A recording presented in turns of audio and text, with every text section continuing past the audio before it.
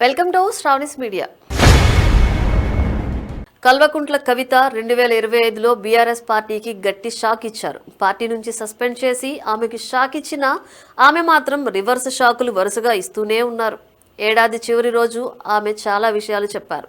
అవన్నీ బీఆర్ఎస్ నేతలకు షాక్ ఇచ్చేవే.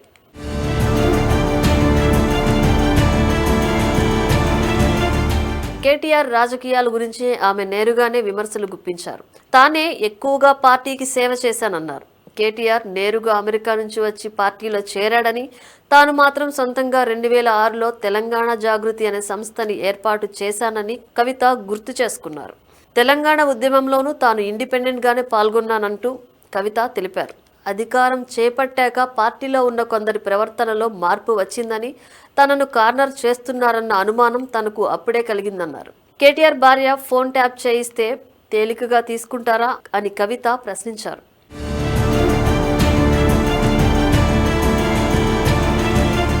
మా ఇంట్లో పనిచేస్తున్న ఒకరికి ఫోన్ ట్యాపింగ్ విషయంలో సిట్ నోటీసులు ఇచ్చింది.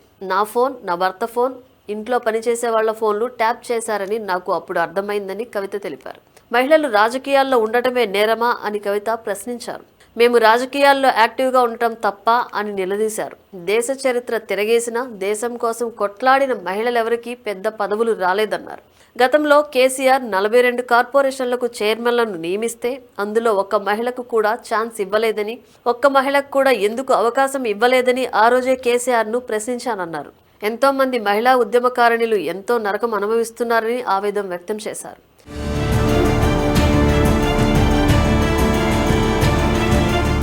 మాజీ మంత్రి హరీష్ రావుపై కవిత తీవ్ర వ్యాఖ్యలు చేశారు.